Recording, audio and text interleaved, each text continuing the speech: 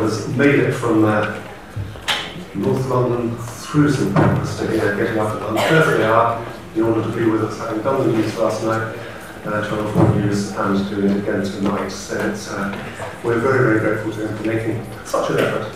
And although we never use cliches in this department, and certainly never had one from me in the introductory role, I think I'll say today that John needs an introduction before introducing him. He's been presenting Channel 4 News for 1989, I believe, it started, and that means that many of you would be sort of pre-weaned on John, or weaned on John.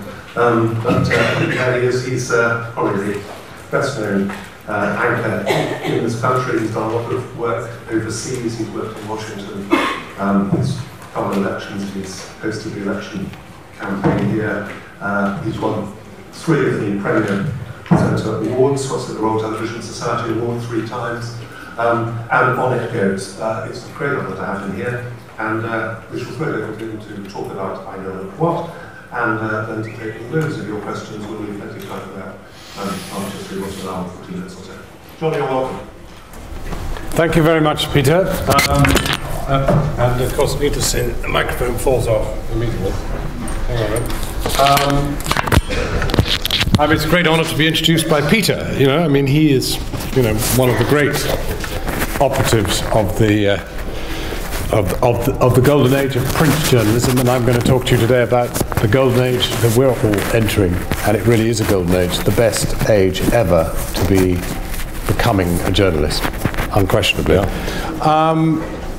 Actually, Peter said you were probably weaned on Channel 4 News, but it's quite interesting. I don't know if anybody knows the experiment with Pavlov's dog.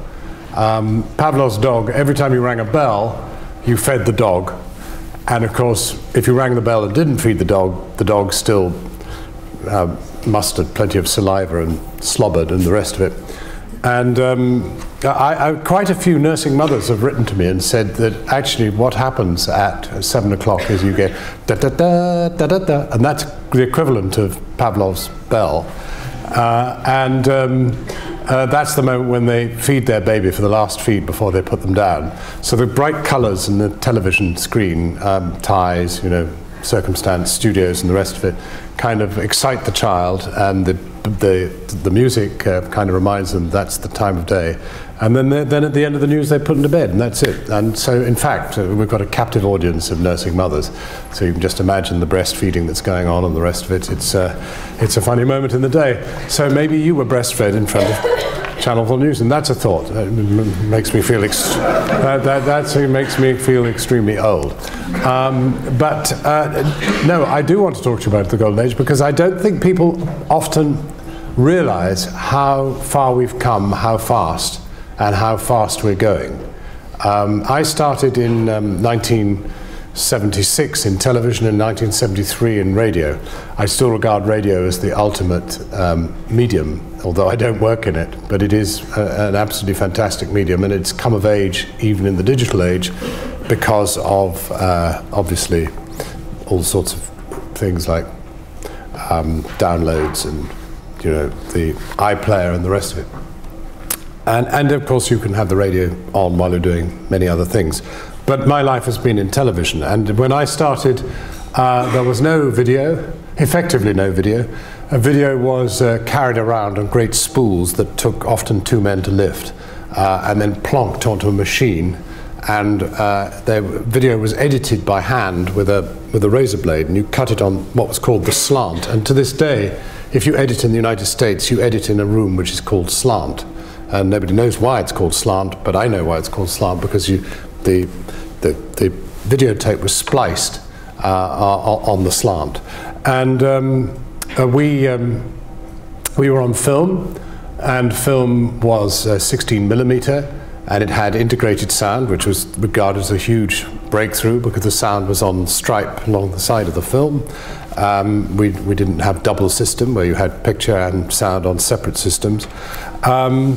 And it was very, very cumbersome, and you had to allow in your working day 2 hours minimum, maybe 3 hours, to have it bathed in chemicals. to process it, and only then could you start editing it. So if you were working for a 6 o'clock news bulletin, you had to be done and dusted. Basically, you couldn't shoot anything after about 2 o'clock in the afternoon. So news only happened in the morning if you were working in television. That's domestically. And then imagine if you were working abroad. I mean, I worked initially in Africa a lot, in East Africa, and I was sort of semi-based in Nairobi, and you were dependent then not only just on the period of time that it was going to take to process the film, but that processing would occur in London, and you had to get the film to London, and there were no satellites. And you imagine that in 1976, 77, 78, really only 40 years ago, there were no satellites, virtually no satellites. There was one over the Atlantic and one over the Indian Ocean. And if you couldn't get onto them, you couldn't transmit. And in any case, if you couldn't process the film, which you couldn't process in Africa, there was very little processing and almost no access at all to any satellite, you couldn't film a story in the same day. You couldn't, and very often it would take perhaps 3 days to get a story you'd shot back to Britain for transmission. And then it was regarded as news, because nobody else had managed to do it any quicker. So the whole idea of the kind of instant and live and all the rest of it, which we completely take for granted now, was virtually impossible. You could do live as long as you were in Britain, or conceivably in New York or Washington, but the satellites that existed entirely favoured the northern world. There was no coverage of the south at all. Completely impossible to talk to Australia in a day, completely impossible to talk to Cape Town, absolutely impossible. Impossible to cover anything in Egypt. If we'd had an Arab Spring, it would have taken us 3 days to get it to you, or 2 days at least. And it's almost impossible to imagine that, that we took that absolutely for granted. So, but on the other hand, in some ways it made us better journalists, because we had to work harder to find out information, and the information we found out had to be more or less first-hand. No reference to Google, no chance to find out from the equipment you had with you what on earth was going on. No phones in many of the places where you were working, so you were very, very dependent on eyewitness accounts of what you were seeing, and you had to work incredibly hard to get anywhere where you could see anything or find anybody who had seen anything. So the whole idea of news and current affairs was completely different, and you know, the journey has been extraordinarily complex. You know, if I take, for example, the overthrow of Idi Amin in Uganda in 1978 or so, you know, every morning we would get up and we would go down the road to see how far the Tanzanian army who'd come in to overthrow him had got, and Amin's war front would move off nearer and nearer to oblivion, somewhere down towards the Kenyan border. And you would go down and you would film as much as you could, and then you'd have to be back in time to catch the British Airways plane going back to London. And what would happen was you would stay throughout the morning at the shoulder of your cameraman, because obviously you would never see the pictures. You would only see what the cameraman was shooting. So you'd look over his shoulder and you'd have a notebook, and every shot, did you get that dog running across the road? Did you see that guy in the helmet? Did you see the body?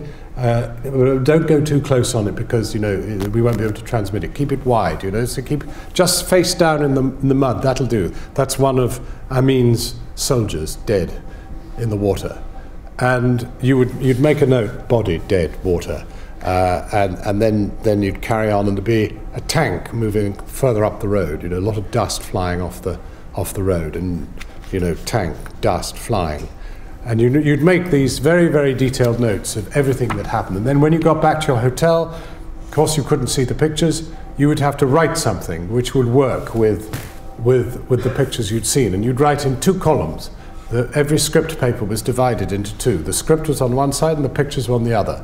And you would say, you know, the ragbag army that still accompanies Amin is falling to pieces, and there would be, you know, the body in the marsh.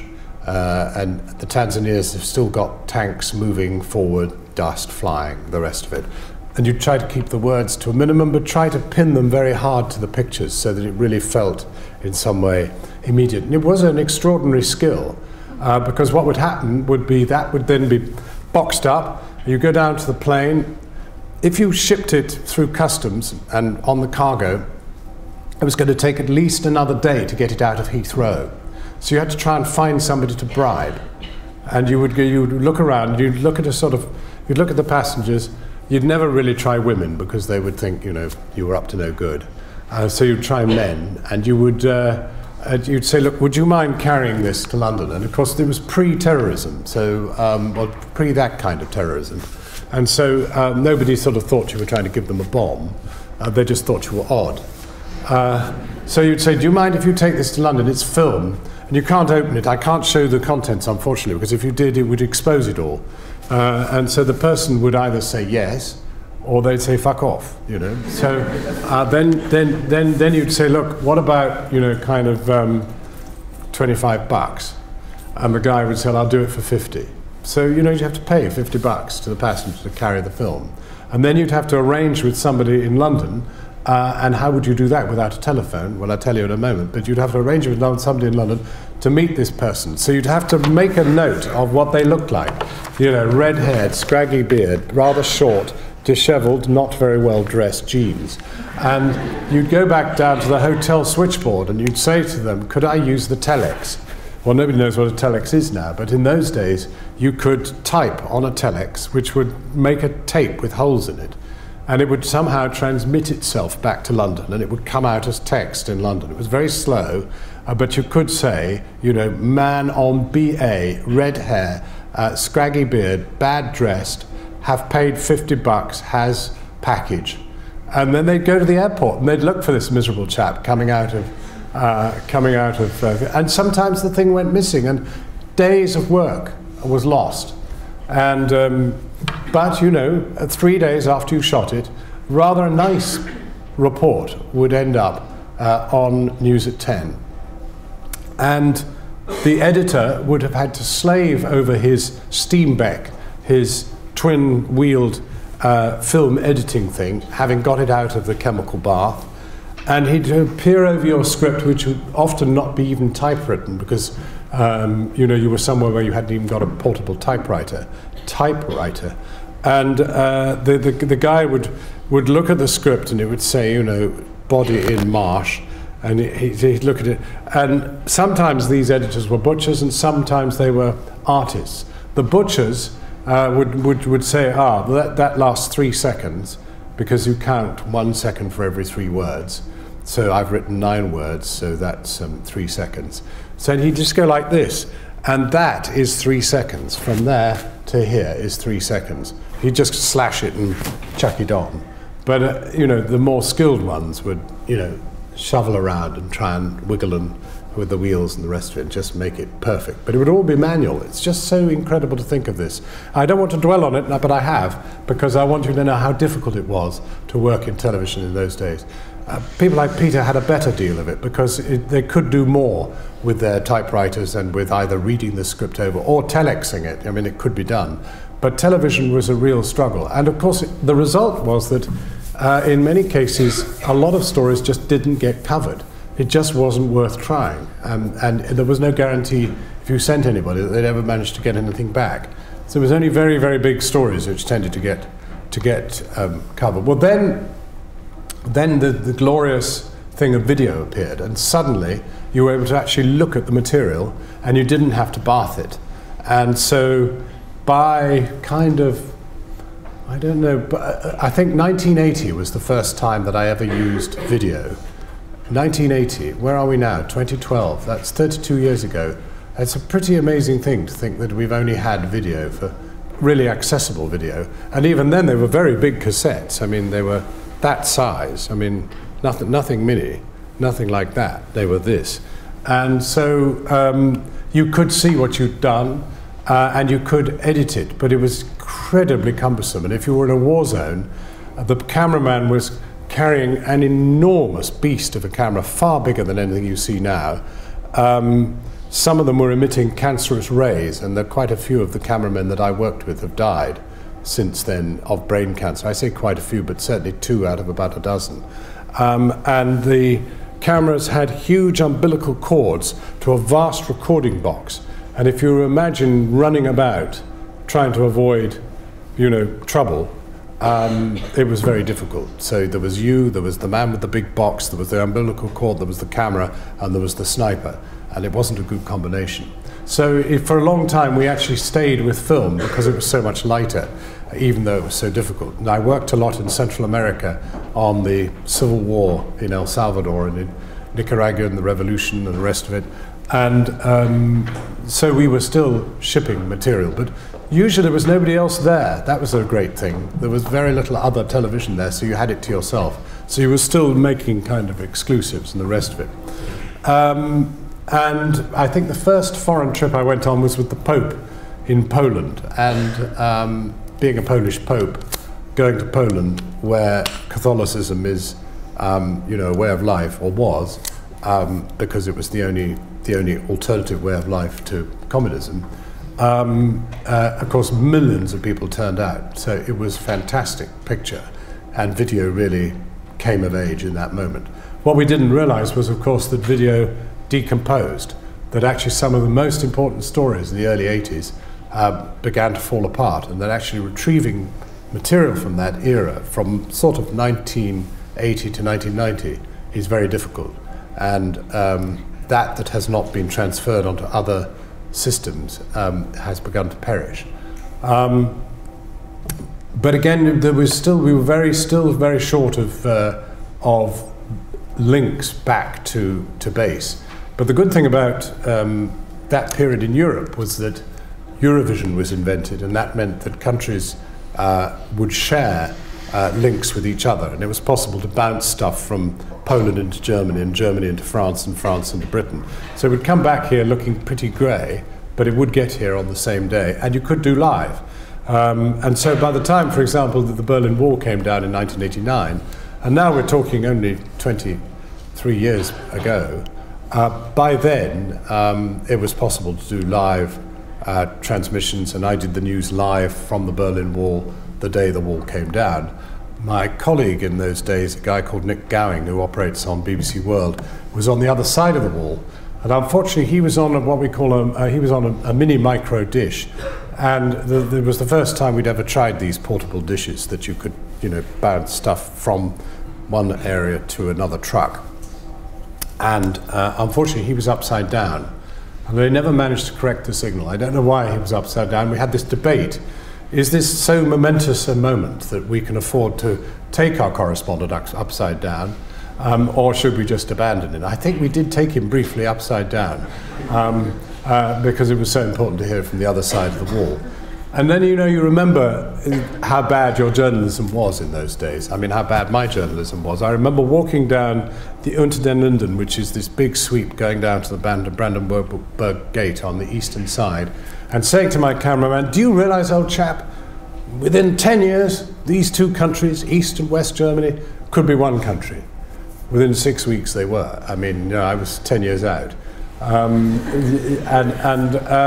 of course, even then, we still didn't have access to really instant alternative information. You were really still dependent on retrieving the material yourself, finding out for yourself what was going on. There was no mechanism for Googling it. Or that's that moment again when the magnet goes. But you don't need to get up because I've still got the clip. Excellent. I've got the microphone. In fact, this is a deliberate thing. I'm just testing it out so that when I say something which shouldn't really go out on the web, I can censor it by pulling the magnet and then only you will hear it. Because this is the problem, of course. We're living now in an age in which anything I say will be taken down and used in evidence against me. And my policewoman, my minder back at Channel 4 News, who's really our press officer, but is very mindful of what I say, will say, did you tell me you were going to talk to university students at Sheffield? Did you tell me you were going to talk to the journalism course? And did you tell me what content you were going to talk about? Should you really have said that? All that, that sort of thing. But anyway, I digress. Anyway, now you see when I talk about the golden age of journalism, when I talk about the dark age that I've been through, or we have been through, in terms of communications and the difficulty posed by the technology and absence of it, you can see that maybe you are poised on the threshold of the greatest age journalism has ever known. We've never had so much information to play with as we have now. We've got this moment where we are actually overwhelmed with what we can do. The slight problem is we may not get paid for it, and that is a big problem. It'd be the golden age of journalism, but not the golden age of salary and income. No, not yet, but it will become so. We just have to sort it out. I mean, in a way, we're poised on the edge of a deep ravine. And well, actually, I like to think about it in a better way than that. There's a fantastic documentary called Man on Wire. Has anyone here ever seen Man on Wire? If you haven't seen it, you need to see it, because it's about us. Man on Wire is about a completely loony tightrope walker.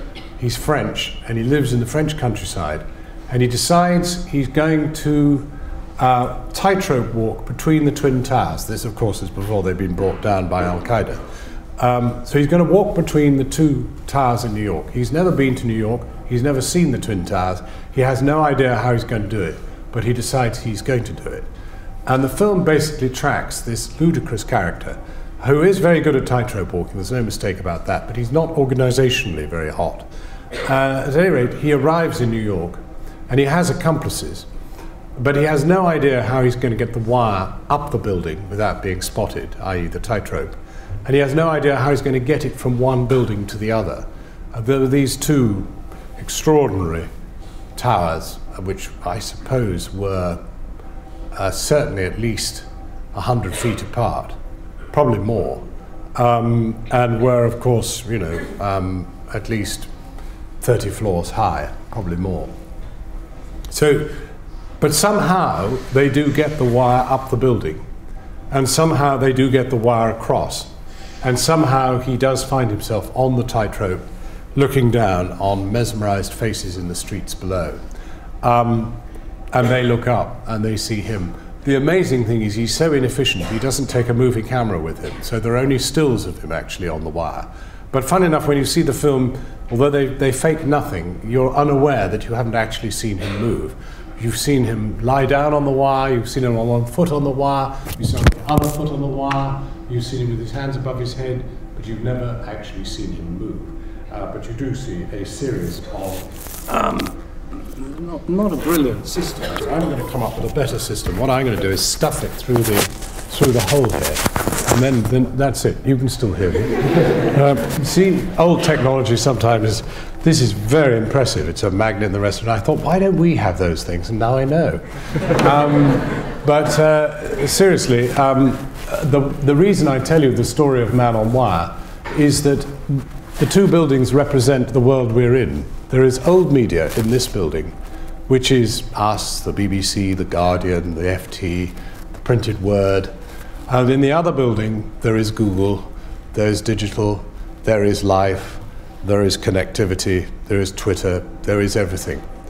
But they are completely dependent on us, and we are completely dependent upon them. They have the means of transmission, we have the information. And in the end, everything that was ever said about the internet is about content, content, content. And the more valuable the content, the more valuable you are. And what you have to look for is originality of content. You have to be the first to find the information that the provider is keen to transmit. And this is a fantastic potential and very great fertile relationship. But we haven't found a way to enable ourselves to have the kind of relationship with the provider that will enable us to live and pay our way. They still get it for free. The Guardian is completely free and is losing 50 million a year. We are completely free. We aren't losing 50 million a year yet, but we cost a lot. We're very expensive. So how's this going to be married? And I don't really know the answer, except that I know that the better the content, there is no question, the better the content, the more chance there is of realizing a monetary value. And that brings me, I think, to the most important thing about what we can do, particularly those of us who are broadcast journalists. And that is, we have to forget the fantastic technical capacity that you have. And I know most people here probably can do things which I can't do. I can't edit on digital. I can't physically edit anything. I could shoot something and have shot things in the past when things have got particularly desperate. My cameraman had heat exhaustion in Somalia once when we were up on the front line in the war in the Ogaden, and he collapsed. He was an Italian, and he'd had a very Italian collapse, so it was quite extravagant. And we parked him under a very unextravagant tree, and there was me left with his brother, who was the sound man, who absolutely refused to take the camera, so I took the camera. This was a film camera, and it was very heavy, and we went up to the front line, and we were with one other guy from TF1, from French television, and he shouted exposures at me, F1, Jean, and I sort of, fine, yes, F1, right. So I was able to sort of sort that out, and he said, no, keep it wide, don't go tight, don't zoom, keep still. So I had the camera like this, wide, and then, of course, a machine gun nest would open up, then it would go like that, and your hand would go like that, and the camera went like that. But gradually, I kind of settled down and shot it. And when I got it back to ITN, there was a trade union dispute over it, and it was blacked because I wasn't a member of the ACCT, which was the union which was responsible for camera work. But we did eventually get a few frames on, but it was a painful experience. But I am not, therefore, a technician. Many of you know how to edit, know how to shoot, and the rest of it. But that is actually much less important than knowing how to write. Writing is the essence of everything we do, and not enough people understand it. The beauty of television is the spoken word. People remember perhaps only 10% of what they hear on television, and perhaps 80% of what they see. So what you say in that small moment of chance is incredibly important, and has to be something which adds to that picture, which tells 1,000 words. Some of the writing on television nowadays is pretty awful, because it's very much the last thing in the job. You don't really think about it as much as you think about how to edit the story physically, because that is a taxing operation. And consequently, the value of the written word in television has, I think, gone down. The other day, and I'll give you this illustration, I was in New Jersey, and we hired a helicopter actually we were in Baltimore to start with, and we hired a helicopter, the most expensive helicopter I've ever had. It was an extremely posh helicopter. It was driven by jet, the things had, somehow there was a jet relationship to the rotors. I can't explain what it was, but it was there. And it was fast, and it was very nicely appointed. And I had one of the best cameramen I've ever worked with on board. And we flew up to Atlantic City, where all the evidence was, and all the word was, that it was devastated and terrible and all the rest of it, and Trump has all his stuff there, and I thought, it'd be great to see, look at Trump Towers and see it trashed and the rest of it, but no. Anyway, we flew, and when we got there, we filmed and we filmed and we filmed. And it was an amazing, the sea was heavy and the streets were deserted, but the town essentially was in one piece, and Trump Towers was still standing tall, funny hair pieces on top, but all fine, all natural, grown in, no question of doctoring. They looked very nice. And, well, not so nice, but they were there. And when we got back and landed, my producer was in tears, and she said, John, we've really screwed it. We've spent $6,000 and we've got nothing. I said, we've got an absolute dream. We've seen something so important. And the value of the piece was in the words just as much as in the helicopter shot. I interviewed nobody. There were no voices other than mine, no pictures other than my cameraman's. We could introduce no pictures from anybody else because nobody else had been there. But what we looked down upon was a beautiful example of how some 35,000 people had been saved from the ravages of the hurricane of Sandy. they had managed to evacuate this complex place and take everybody to safety. And the pictures enabled us to tell this dramatic story of how the population of this town had been saved. The town itself had kind of stood up. Of course, you know, there was damage. The boardwalk had gone and the rest of it. But it wasn't dramatically trashed. So the story was not in wreckage, but in survival. And in spotting that and being able to turn it around and write it and use the pictures, it was extraordinary because people called up and said, that was such a lovely piece. And the producer just couldn't believe it, that we had somehow managed to rescue from the ashes of this hopeless trip in this helicopter, in which we'd seen no evidence of death or mass destruction, how we'd managed to get a piece which stood up and sort of kind of won the day on the news that night. So I can't emphasize too strongly how important what we say and our use of words is, and it is the forgotten element now of broadcast journalism. So here we are in this golden age, and the golden age is fueled by the instant which eluded us in the 1970s, in which we had no option to do anything instant, anything live, anything now. And what we have now is the social network, is the web. And I would argue, actually, the great facility we have now is Twitter. I am an absolutely unreconstructed fan of Twitter, because Twitter is not about 140 characters. It has nothing to do with 140 characters. Thank God you can't say more, because the great brilliance of Twitter is links. Links to pictures, links to articles, links to long-form journalism, links to jokes, links to photographs. It's a really fantastic device for leading people to water. It is the first journalistic facility which enables us to spread the word in a completely sort of global way without any interference by any third party. It is a most extraordinary device. I mean, I was coming back from the hurricane in Haiti, and I read a piece in the Wall Street Journal which explained why aid to Haiti was failing. And it was a really well thought out piece, despite being a Murdoch publication. And it really was a very, very good piece. And all I did was to tweet, you know, if you want to know why aid is failing, read this. Monk. And there's Twitter, you know, bitlinking the URL, so you're not wasting 400 characters in sending the URL. It's down to 8 or 10 or whatever it is. Doesn't sap your 140 characters. You can say whatever you like. And, you know, of course, it runs from the absurd to the very deepest possible communication. The absurd, you know, this morning I tweeted two things. One I thought of great significance, which was from Syria.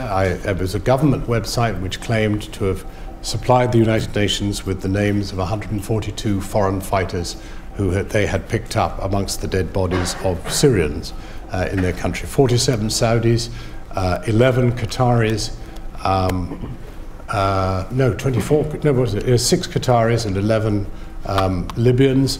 Kind of tells you quite a lot about the jihadists who are going into Syria. It may not be true. You have to say that is the Syrian government claiming that, but it's a very interesting thing. So I tweeted that, and then I tweeted the fact that I'd played the piano on St Pancras Station Concourse. Now, I've been wanting to play the piano on St Pancras Concourse for a long time.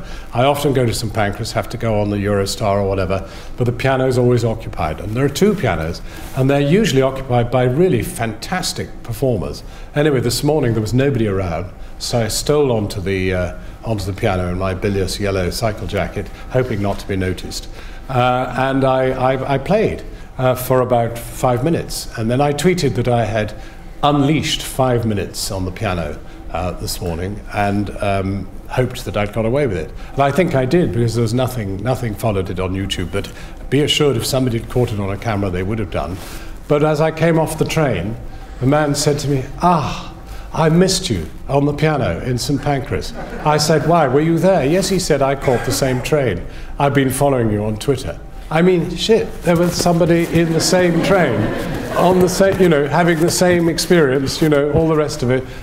That is a very that's a lovely thing, you know. People don't speak to each other on trains. I actually do speak to people on trains. Trains are a very fertile place to pick up serious journalistic bits and pieces. The last train I took, I was with 2 deaf people. We were on a table of 4, and this is journalism. This is journalism. Journalism is so serendipitous. You know, the table of 4, you know how you get it, a table of 4? 2 deaf people. One could not speak, the other had speech, and the one here turned to me and went,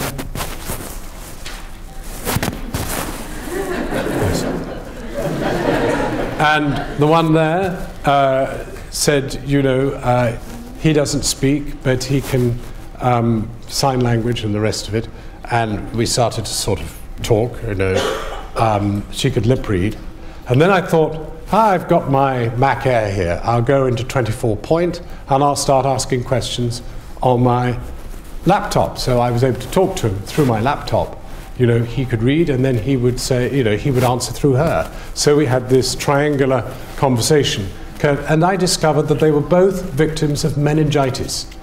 They were in their 60s, but each had contracted it, one at 5 and one at 6. One had lost speech and hearing, the other had lost hearing. And then on the one here turned out to be a Mongolian economist from Warwick University.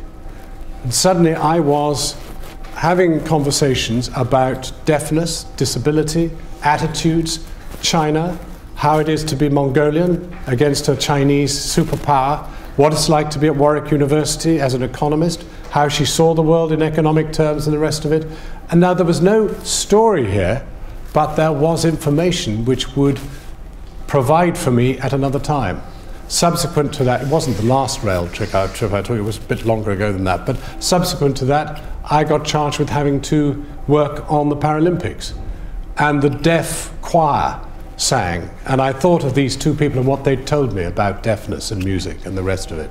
And I had material from my conversation with these 2 people, which played 3 years later into my work on the Paralympics. That's journalism. That's retrieving material from every possible moment that you have.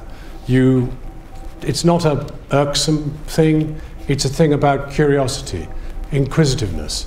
You know, I think the best journalists are bound to be inquisitive, bound to be asking questions, and bound to be talking to people. People don't talk to each other enough.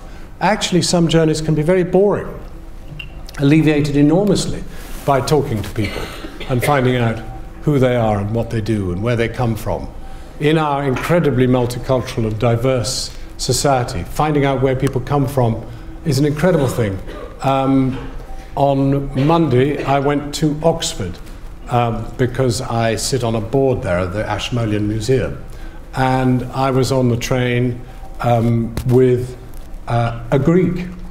She was a Greek doctor, and her husband was a Greek doctor. And they were both doing different things in the National Health Service, and she was doing research at Oxford into diabetes. And suddenly I was able to talk about both Greece and diabetes, 2 huge issues of our time. Diabetes, I was in Qatar 2 weeks ago. 20% of Qataris are diabetic. That's an incredible statistic, 20%. And 60% of the people living in Qatar are obese. That's an incredible statistic. So I was able to talk to her about that and learn more about why that might be. And she talked to me about what it was like to be Greek and how her parents had each suffered a 50% cut in their pensions. Suddenly you have intimate access to something which has only been available to you rather generally. I mean, I did cover the Greek elections in Athens, but I didn't talk to anybody about pensions.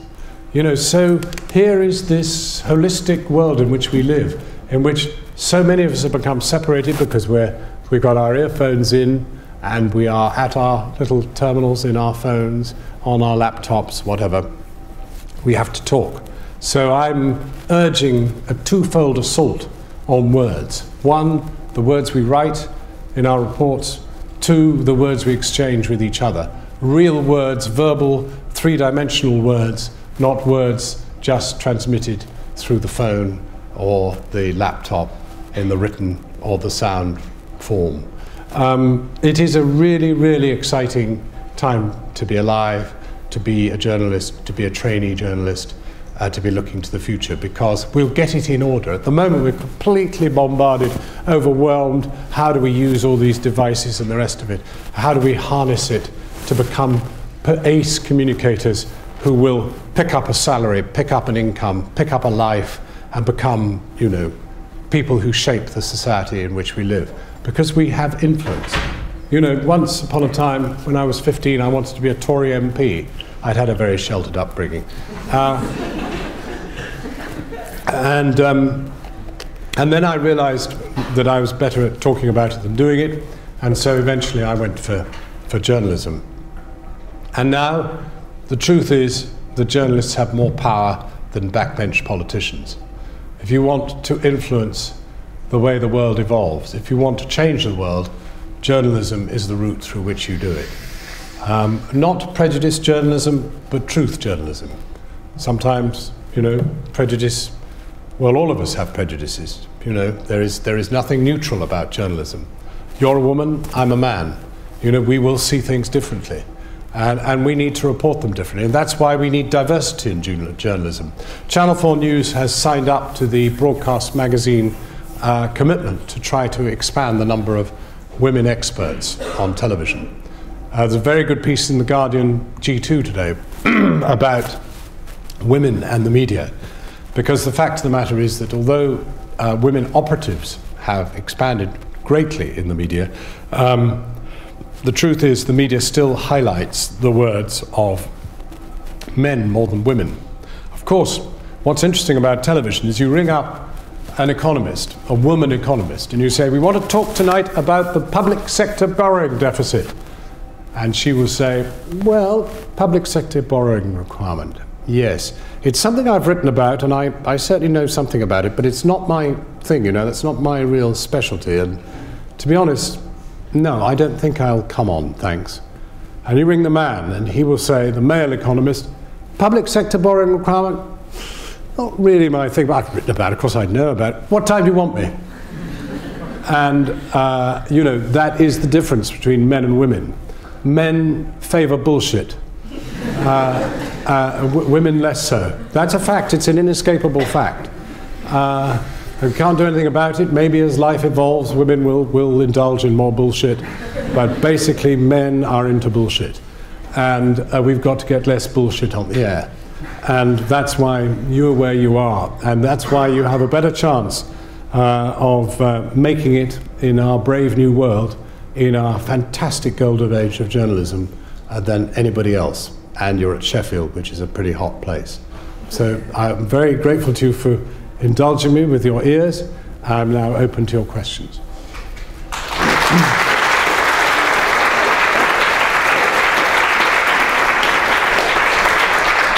Fortunately, there aren't any, so that's great. Should we go and have coffee? By the way, I'm incredibly impressed with the number of people who got in here at 9:30 in the morning. In my day, we would never have been here, so, especially if anyone as boring as me turned out. No questions, isn't that great? Or no points, perhaps you'd like to argue with me too. Yeah, go for it. I think a year or two back you were kind of criticised for saying about Prince Harry going into active service in Afghanistan. You want to get me into trouble? No, no, so basically there was a media blackout supposedly of reporting Prince Harry going to service in Afghanistan. Yeah.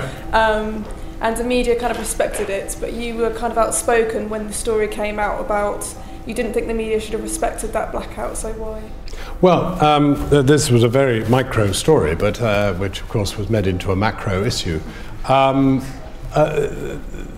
There is a convention whereby the Ministry of Defence or anything in terms of national security from the government, media does agree to accept a blackout. It could be, I don't know, a hostage situation in which you know, some forces have been taken captive or something. But anyway, it's used in high national security moments or high moments in which the life of somebody is very seriously in danger.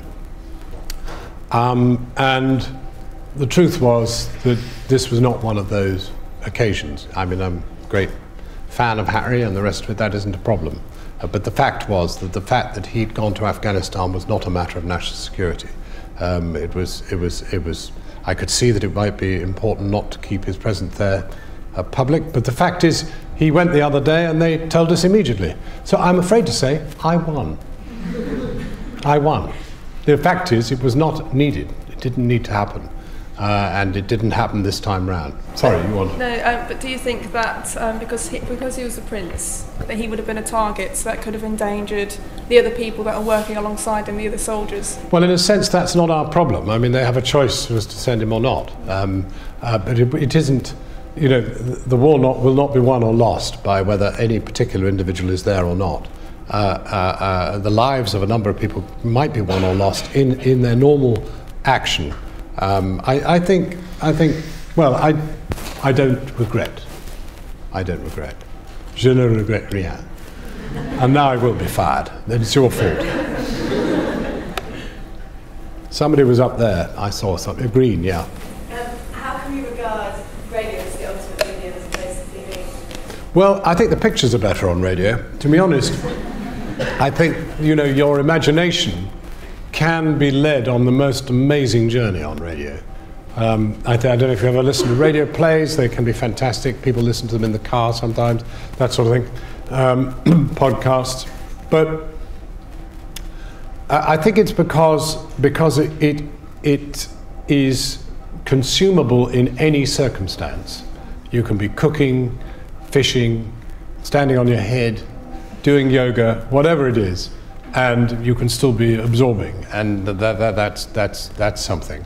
You can't be watching pictures, you know, when you're, well, if you are, you'll burn the, you know, fish or whatever it is. I mean, I don't mean it literally, but I enjoy it most. I receive all my best information orally. I find it difficult to find the space in the day to sit down and watch the television. I know a lot of people have the television on as a background thing and pick up a lot, but they're actually picking it up orally. They're picking up most of the information from the TV orally in those circumstances where they're doing something else. It's just an amazingly adaptable, and I think sound, although I don't think people use sound in radio as well as they could, particularly in news and current affairs, although the BBC seems to be introducing more sound into their news reports, I don't think people use sound as much as they could. But sound is a tremendous provocative in the head, in the brain. Carry on, yes. Isn't it impressive? You see, all the questions are coming from women, although there are fewer men than women here, that is true. You said about traditional forms of like print media, like The Guardian, dying. Do you think that the way to go with those is behind a paywall and things like that, or do you think that eventually the newspapers are just going to die out and be replaced by kind of blogs and big pieces? I don't think paywalls will ever really protect the mass media. You see, the only paywall that I pay to go through is the FT. Now, this is not an advertisement for the FT. It happens to be a niche newspaper that I need to read because I'm an economic illiterate. And we're living in a time when economics, unfortunately, and finance are very prevalent in the kind of work that I do. So I do pay to breach that paywall. But I don't think that that's the solution. The solution is, I think, bound to be advertising. Is bound to be, in some way, a trade between the web and the provider and advertising. You know, advertisers are catching up. I mean, it's coming on apace online. The question still remains, the man on wire still remains how we marry these two forces, content and provision.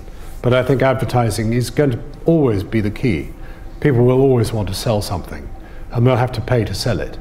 And in paying to sell it, they'll have to fuel the content and pay for the content. And the better the content, the better place to place your ad. It's gone on ever since the Stone Age, ever since man started chiseling OXO on the cave wall. Yeah. You said that journalists are more influential than backbench MPs. What, in your view, is the right balance of power between journalists and politicians?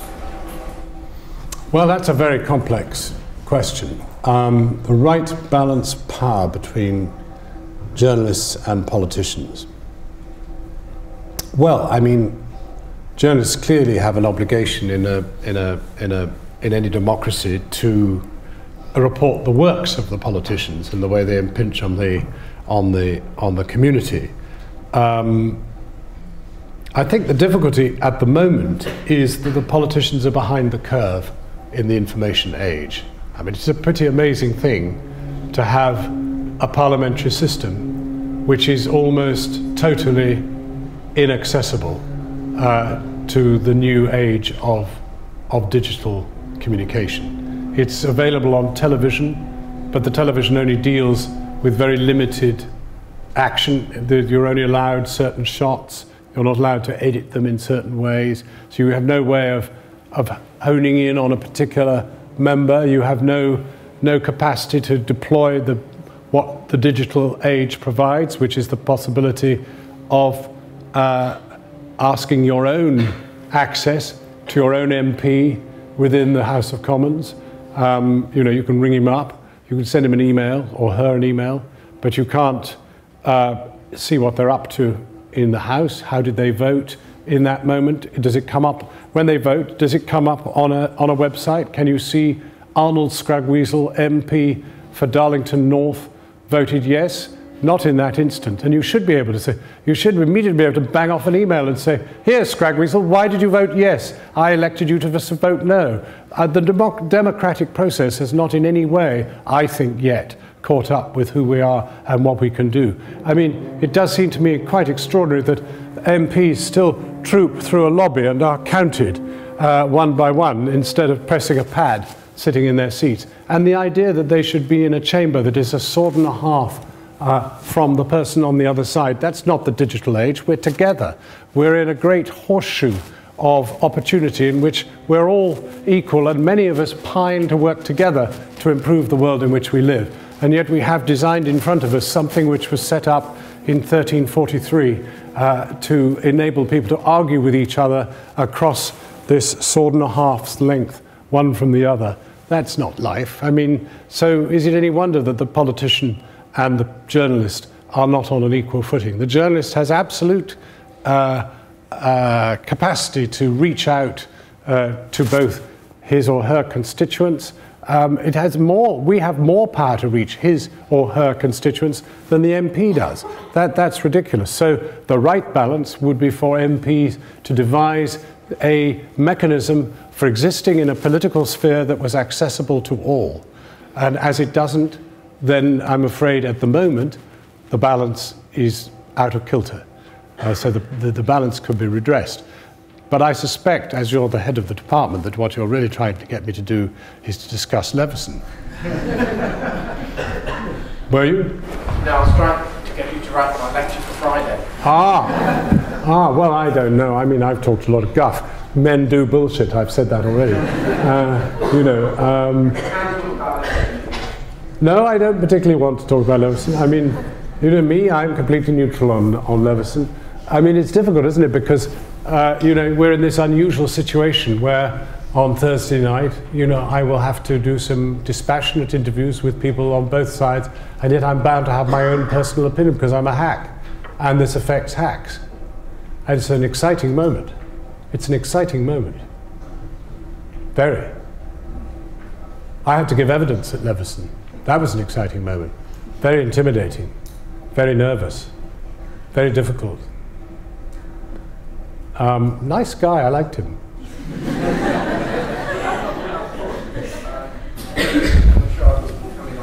Actually, I liked him. That'll go down as prejudice, won't it? No, he was a nasty old chick. No. Do you think he collected evidence from the right quarters? And was there an area that he missed collecting evidence from? It seemed to me to go on and on. I think it was sort of long enough. I think everybody got a chance, to give him evidence. Seemed to be quite an open kind of thing. I liked that guy Jay. I thought he was quite an operative. I'd like to have been that kind of a lawyer. Unfortunately, I got thrown out before I finished my law degree. But I wouldn't have been any good anyway. I don't have the Latin.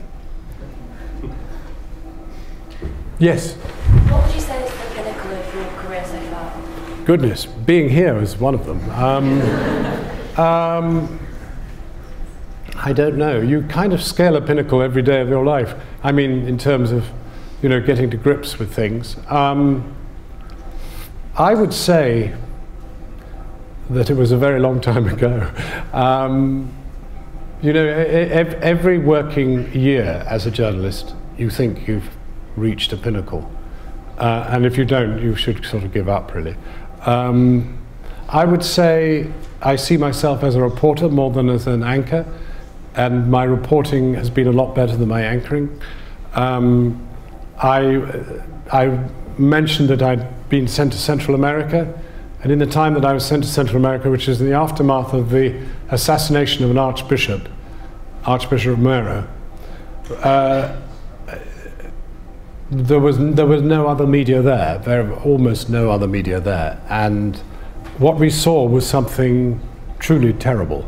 This was a backyard Latin American, Central American country, 5 million people, which had existed in the shadow of American influence, in which very, very terrible things were happening. The right wing had deployed death squads to kill peasant leaders who were asking for a better life. We would go to bed in the Camino Real at night at the hotel in San Salvador and wake up in the morning to find bodies laid out in the car park for our inspection of people they'd decided to assassinate overnight.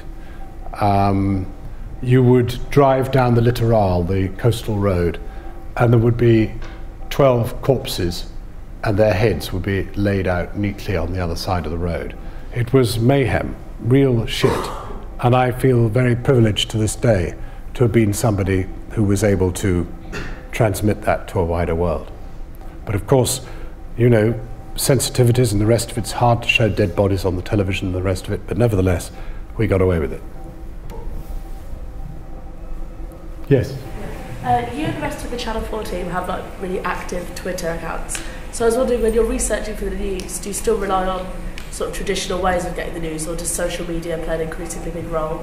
Well, social media plays a very big role in terms of trying to retrieve people's views. So it's a very good way of just throwing out, we're doing X tonight, anybody out there have any views? Or is there anybody there who knows somebody who served in Afghanistan and feels they were let down, etc. There are endless ways. I mean, it's not scientific, but you will find no worse a cross-section of people than you would by any other mechanism. So it's a fantastic way of reaching people for that kind of exercise. But I mean, I get led to stuff. I mean, the really important thing about Twitter, beyond the other things that I've mentioned, is also who you follow. I mean, I don't believe you can follow thousands of people, to be honest. You haven't really got a chance of making much sense of it. I think if you're highly selective, and I'm constantly changing the people I follow. I mean, I did follow 6 people in Bahrain, 3 on each side. Bahrain's still going on, I'm down to 1 on each side. But it ebbs and flows. I follow a couple of people in Egypt, I did follow more. It is an information source, undoubtedly, once you trust the source. I follow the New York Times, I follow the FT, I follow the Guardian, I follow the New Yorker, follow Atlantic Monthly. So there are organs that I follow, and there are people that I follow. And they're rewarding, it's true. And if they're not, I don't follow them, they go. It's a ruthless life. Yes, a man. Let's celebrate. No bullshit though. What advice would you give someone trying to get into broadcast journalism? Into what journalism? Into broadcast journalism. The advice is prepare to be poor, or continue to be poor. That would be a better one. Drink less, smoke less, whatever it is. Not whatever substance it is, but anyway, you know what I mean. And continue to be poor, but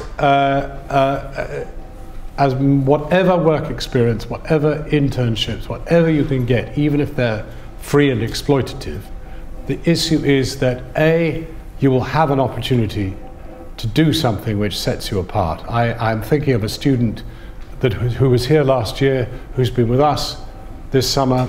She was exceptional. I mean, a really real self-starter, somebody who came up with stories. And though we couldn't employ her, today she's working in STV. So it's possible, but it's very hard. But if you want to do it, you will do it. This is one of the few trades in life that if you want to do it enough, you'll do it and you'll enjoy it and you'll get there. It's a fantastic life if you can make it. And you will make it if you want to make it. But it does require sacrifice. You know, hacking is not the greatest way to sustain a relationship. Unless you're with another hack that you go on round with, and then you'll fall out with each other over the story, and that's it. So that's what I would do. Yeah, set your heart on it, and use your brain to pursue it. Yeah. Having been in war zones yourself, do you think journalism is about the art of observation, or are there cases where you should get involved? Is it about the art of observation, or? Should you get involved? Well, that's an interesting question. I was told by my first editor, never be seen holding a baby, touching anybody, just be there. And it's true, that is not bad advice. There are times when it's tempting to be involved, but you should not be involved. You should be the observer, because you're of much more value to the person you'd like to help by observing and reporting than you are.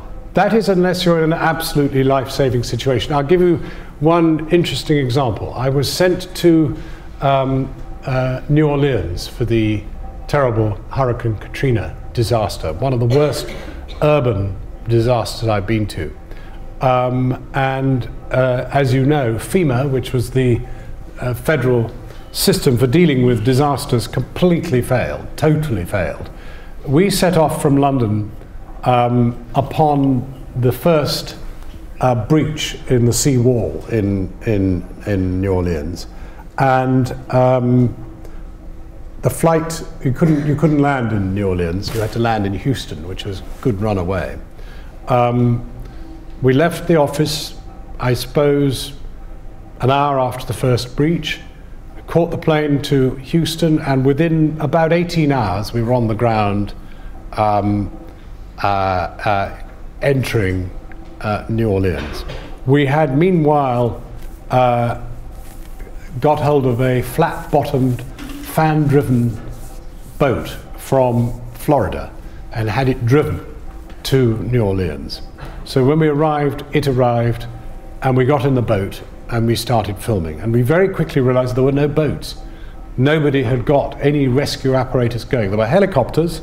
They were up on I mean, everything was 10 foot, 15 feet deep. But the freeways were still up out of the water because they were on stilts. And the helicopters were up on the freeways. And we realized very quickly that what we were seeing was a real humanitarian complete catastrophe. There were people on rooftops, there were people seriously ill, there were people injured, and there was absolutely no alternative. You just could not go around in your boat seeing these people screaming at you, begging for help, saying, my father has a heart condition, he's 82, he's going to die, he hasn't had his medicine, so you can't do nothing. And under those circumstances, I must admit that we started taking people on board. We filmed them. I said to the cameraman, I must be excluded from all pictures, but of course we had to help bodily carry people into the boat.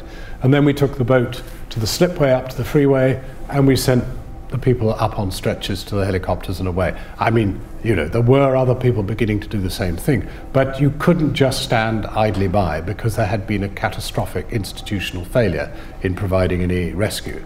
But that's the only time I can actually think that I've breached my own rules. And we were able to sort of do a piece which didn't make us look like heroic kind of, you know, lifesavers. But generally speaking, you shouldn't. Yes? Do I think I've had you before. No, first time, right. To you, what has been the hardest lesson learned, or perhaps the most valuable lesson learned throughout your career? The hardest lesson and the most valuable lesson? That's a good philosophical question.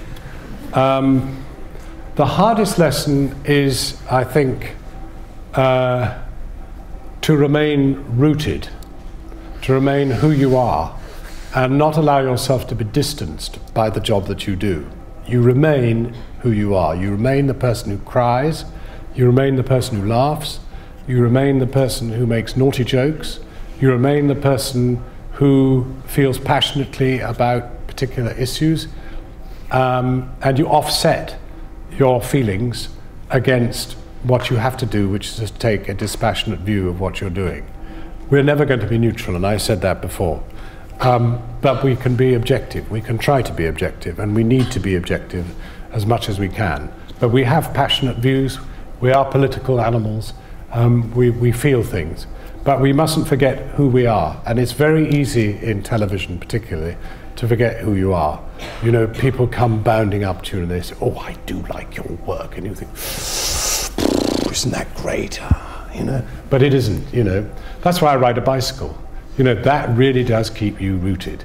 People shout at you, "Why are you going through that? Where's the red light? That's a red light," and all the rest of it. You know, or they knock you off, or they, you know, and the rest of it. It's good. It's good because you suffer with the rest.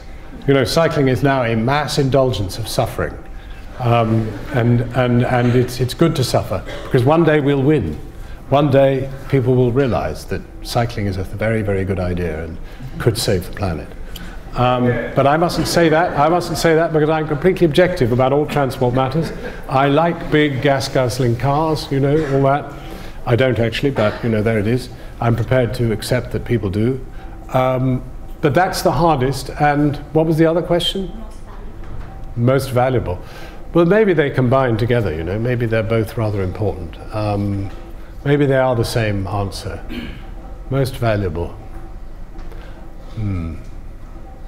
Well, you know, that's the other thing. You can't forget that the people closest to you are still the most important people in your life, even though you may grieve for the people that you're trying to report about. Yes? You said earlier that you don't have any regrets at all. Is there any stories that you covered that you got wrong or you wish you could redo? Well, I'm afraid, gosh, I see that we're kind of running out of time. But I did have a terrible, terrible experience as a cub reporter. I was sent to Spain, and there had been the most terrible, devastating accident in which a liquid gas tanker had exploded at a campsite. It had been delivering gas for people's cooking stoves, and it was on the sea. And I got there before my cameraman, who was a loathsome man from Madrid, who I think had been Franco's cameraman or something like that. And in some way we thought it was a good idea to hire him. It was the worst idea imaginable.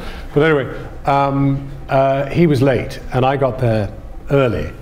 And I met this amazing Dutch eyewitness, and he said, "It was terrible, you know, what happened. The gas went all over the tents, and the people ran into the sea, and they came out, and the flesh was falling from their bones." I thought, fuck, this is so good. You know, we must use this. But I haven't got a camera. And then my cameraman turned up, and an hour later I sought the old Dutchman out, and I said, you know, could you give me an interview? Now I've got a camera. And he started very painfully slow and a boring account of what happened. And I found myself saying, in my head, I thought, well, they'll edit this out. That'll be all right. Could you see their bones? You know, I wanted to provoke him to talk about this business of them coming out of the sea. And the deadline was very tight, and we fed the stuff back to London, and unfortunately they left it in, and I looked terrible, absolutely ghastly, inhuman, insensitive bastard. Right, a couple of quickies, any more? Yes? Where do you find your amazing selection of ties and corresponding socks? Oh, well, I have one particular tie maker who exports to Japan, so not many of them end up here. And I found her because very early on Paul Smith did very nice ties, but they were a phenomenal price, as they are now. I mean, you couldn't hope to adorn yourself in more than one, and that would cost you half a week's salary or whatever, so, or half a month's salary. So I managed to find out who made the tie, and I caught up with her, and she's been a real good supplier ever since. But I mainly look in craft shows and the rest of it. I can't understand. I mean, the tie is a very odd thing. I mean, it is an odd thing. I mean, I only wear it because, you know, I'd probably have a scrawny turkey neck if I didn't have it. But the tie is a very odd thing, and I can't understand anybody who gets up in the morning and pulls some awful sort of tawdry brown or black or dark maroon or dark blue horror and ties it on. I mean, how do we express ourselves? I mean, this is great. This is rebellion, basically. These are rebellion. I mean, you know, rebellion. There must be rebellion in all of us. If you can express it in your socks and your tie, you're halfway there. Yes? What other reporters do you respect most? Well, there was a guy called Charles Wheeler, who's unfortunately now not with us. I've respected him enormously. Bill Neely on ITV, I'm a big fan of in terms of broadcaster. But there are so many, it would be invidious, and the people you don't mention will have it in view. And you had a question. Has there ever been a time where you've questioned the morality of journalism? Oh, yes. Yeah, every day. Every day. And I think it's because we question the morality of journalism that we're where we are at the moment, which is awaiting the edict of Lord Justice Leveson. I think, you know, appallingly immoral activity has gone on in the British press. And I think that one of the reasons why people are reluctant to enter public life in this country is because of our media.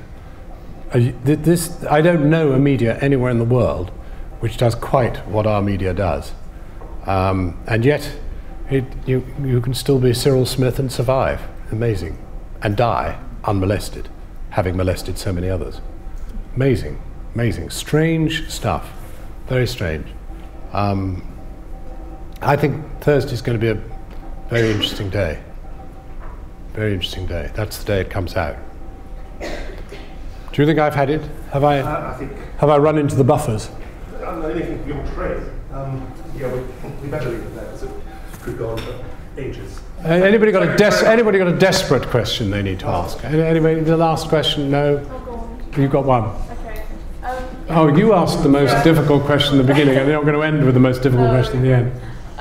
If you have unprecedented access to high-profile sources in comparison to other journalists, and they tell you something off the record that's quite surprising, do you then risk that relationship by reporting it, or? That's the issue. That's the issue. If somebody tells you something really explosive, and they're a great, good, high-level source, and you think is it really so important that you're prepared to blow the relationship for future things? I think, ultimately, people only ever tell you anything because they actually do want it out. You know, I think that has to be the judgment. And I will perhaps do a bit of it and see whether he still takes my phone call or she still takes my phone call, and then I'll do the rest. I don't know. It's a judgment you have to make. Look, we're psychiatrists and psychologists as well as hacks. We have to read the human spirit and the human mind. You know, it's a complex business. You know, we're the most eclectic people that have ever lived. We are exaggerated humans, and we're going to have a very good life. Good luck. Thank you very much, John.